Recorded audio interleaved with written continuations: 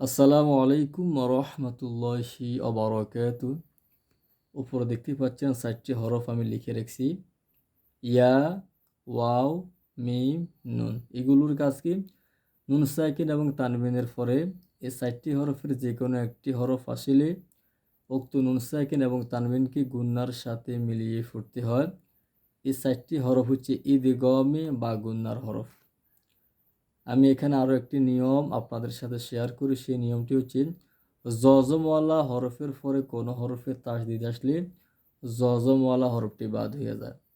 এখানে মিম হরফটি যে ইয়াকে ধরবে এবং এখানে একটি গুন্না আছে মাইয়াকুল, মাইয়াকুল। এখানে লু আছে, ওয়াকফ করলে এক ফেস বাদ হয়ে যায়। আশা করে বুঝতে পারছেন। সানাতাইয়াতিহুন, তানবিনের পরে ইয়া আসছে, এখানে গুণনা করবেন। সানাতাই বলে নাকের মধ্যে বাজাবেন। নুন সেকেন্ডের পরে মিম আসছে, নুনটা বাদ। কেন বাদ? তাজদিদ আসার কারণে। মিম মিসলি, মিম মিসলি। এখানে তানবিনের পরে মিম আসছে এবং মিমের উপরে কি আছে? একটা তাস দিয়ে দেওয়া আছে।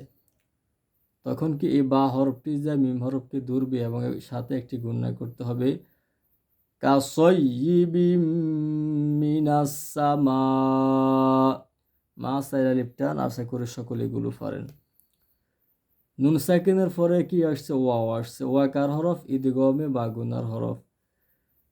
জজমওয়ালা হরফের পরে তাসদিদ আসলে জজমওয়ালা হরফটি বাদ হয়ে যায়। মিম হরফটি গিয়ে ওয়াও হরফকে ধরবে এবং ওয়াওয়ের উচ্চারণটা উপরের দিকে নিতে হবে। যারা আমার জজমের ক্লাস দেখেছেন তারা এই বিষয়টি জানেন। মিন ওয়ারাইহিম, মিন ওয়ারাইহিম যুলুমাতু। এখানে ভুল হয়েছে, এখানে মূলত খাড়া জবর হবে, এখানে এক আলিফ টান আছে। যুলুমাতু ওয়ারাদ, যুলুমাতু ওয়ারাদ। তানবিনের পরে ওয়া এসেছে এবং ওয়ার পরে তাসদিদ আছে। তা হরফটি যা ওয়া হরফকে ধরবে এবং একটি গুণনা হবে। লান নুকমিনা, লান নুকমিনা। এখানে লাম হরফটি যে নুনকে ধরছে, এখানে একটি গুণনা আছে। এই গুণনার নাম হচ্ছে ইদগমে বা গুণনা। তানবিনের পরে নুন এসেছে।